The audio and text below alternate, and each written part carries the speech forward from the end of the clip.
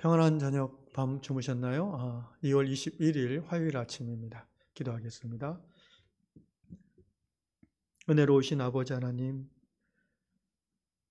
항상 하나님이 우리보다 크시고 또 하나님이 우리보다 옳습니다. 하나님이 맞습니다. 주님, 우리가 이 진리를 고백하면서도 인정하지 않을 때가 있습니다. 때로는 이 진리조차 이해하지 못할 때도 많습니다. 오늘도 하나님의 말씀이 우리의 생각보다 더 옳고 또 더 깊고 또 더 완성된 것임을 말씀 가운데 깨닫고 그 주의 말씀을 따라 하루를 살아가는, 그 말씀을 신뢰함으로 하루를 살아가는 우리 모두가 되게 하여 주시옵소서. 예수님의 이름으로 기도합나이다. 아멘. 오늘 주께서 주시는 말씀 민수기 13장 30절 한 절입니다. 갈렙이 모세 앞에서 백성을 조용하게 하고 이르되 우리가 곧 올라가서 그 땅을 취하자 능히 이기리라 하나. 한 절 읽었습니다. 오늘 다락방 글은 미국 노스캐롤라이나주에 사시는 조지 윌커슨 님의 기고 글입니다. 조지 형제님은 오늘 민수기 13장을 묵상하면서 사람들이 문제를 해결함에 있어서 두 가지 접근 방식이 있다는 것을 깨달았다고 합니다.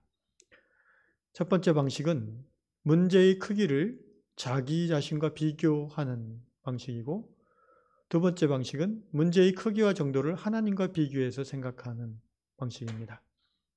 그러면서 조지 형제는 과거 이스라엘 백성들이 가나안 정탐을 한 후에 문제 해결에 접근하는 두 가지 방식의 사람들이 여기에서 나타난다라고 이렇게 얘기하죠. 본문을 중심으로 민수기 13장을 내용을 설명하면서 이야기를 계속해 나갑시다. 이스라엘 백성들은 출애굽 이후에 10달 이상 행진하면서 이제 가나안 땅을 목전에 둔 바란 광야에 도달했습니다. 12장 마지막 절에 그렇게 나옵니다. 각 지파에서 한 사람씩 이제 바란 광야 저편에 가나안 땅, 약속의 땅이 있죠. 그래서 정탐을 보내기로 합니다. 12명이 선발되겠죠. 이 12명은 각 지파를 대표하는 탁월한 사람들이라고 우리가 생각할 수 있습니다. 실제로 여호수아와 갈렙이 각 지파의 그 리더로 이 정탐꾼으로 선발된 걸 보면 알 수 있습니다. 그래서 40일 동안 정탐을 마치고 그들이 돌아와서 이제 지도자인 모세와 백성들 앞에서 보고를 하는데, 이 정탐꾼들이 이제 앞에 얘기한 두 가지 방식으로 이게 나누어집니다. 먼저 갈렙과 여호수아가 30절에서 오늘 읽은 본문 말을 얘기합니다. 갈렙이 모세 앞에서 백성을 조용하게 하고 이르되 우리가 곧 올라가서 그 땅을 취하자. 우리가 능히 이기리라. 이 갈렙의 말은 그 땅 백성들, 그러니까 이 문제를 해결함에 있어서 하나님의 말씀을 기준으로 비교하면서 하나님이 더 강하다라는 걸 전제하고 그 땅을 취하자라고 제안하는 것이고요. 그런데 갈렙과 여호수아를 제한 다른 10명은 이렇게 말합니다. 14절 31절인데 우리는 능히 올라가서 그 백성을 치지 못하리라. 그들은 우리보다 강하니라 하고, 그들은 우리보다 강하니라. 그렇죠? 이 사람들은 문제를 자기 자신과 비교함으로 이제 스스로 이렇게 위축되어 버립니다. 이 10명의 정탐꾼들은 가나안 정복 전쟁을 앞두고 이제 승산을 따져보는데 하나님의 약속, 하나님보다는 자기들과 비교해서 그들이 더 세다, 그러니까 우리가 전쟁하면 진다, 이런 주장과 논리를 얘기하는 거죠. 그 땅의 백성들이 거인이고 문명이 발전한 족속인 것을 자기들이 직접 보았다는 것입니다. 그러나 갈렙과 여호수아는 다르죠. 두 사람은 그 땅 백성들, 그 땅 문명을 자기들 백성들, 이스라엘 문명과 비교하는 것이 아니라 약속을 주신 하나님, 그리고 하나님의 말씀과 그 땅의 사람들을 비교했습니다.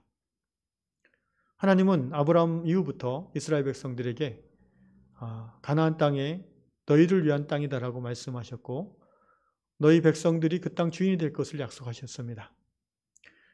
사람들은 그 약속을 조상 대대로부터 들었고 알고 있지만 실제 가나안 정복 경쟁을 앞두고 가나안 입성을 앞두고 그 약속을 믿지 않았다는 것입니다. 그러나 여호수아와 갈렙은 믿었습니다. 여호수아와 갈렙 또 다른 10명의 정탐꾼들이 현실을 인식하지 못할 정도로 어리석은 사람이 아니라고 그랬죠. 탁월한 사람들입니다. 여호수아와 갈렙도 그 땅에 그 힘에 강성한 사람들 또 문명이 발전한 것을 보고 알았을 겁니다. 인간적으로만 보면 쉽지 않다는 것을 알았을 것입니다. 현실을 보면 이것은 어렵다라고 인정했을 것입니다. 그런데 여호수아와 갈렙의 다른 10명과 다른 점은 현실을 받아들이면서 동시에 믿음의 눈으로 말씀을 붙잡았다는 것입니다. 그러나 다른 10명의 사람들은 말씀을 알고 있음에도 말씀을 붙잡고 의지하지 않고 현실만 바라보고 결정한다는 것입니다. 그리고 결과적으로 그 10명의 사람들은 하나님의 약속보다 현실을 더 믿었다는 것이죠. 그러나 여호수아와 갈렙은 현실보다 하나님의 약속을 굳게 믿기로 결정했다는 것입니다. 이것이 오늘 본문이 우리에게 주는 교훈입니다. 사랑하는 형제자매 여러분, 신앙의 삶을 살아가는 중에 해결하기 어려운 거대한 문제들 앞에 우리가 직면할 때가 있습니다. 재정의 어려움, 질병의 고통, 관계의 파탄, 또는 자녀의 어떤 아픔, 이것들은 마치 거인들과 같이 우리가 그 앞에 섰을 때 위축되게 만듭니다. 자신이 없어집니다. 이는 믿는 자나 믿지 않는 사람이나 모두 동일할 것입니다. 그러나 신자, 곧 믿는 자라면 그 문제에 대한 느낌은 똑같을지라도 그 문제를 대처하는 결정은 달라질 수 있습니다.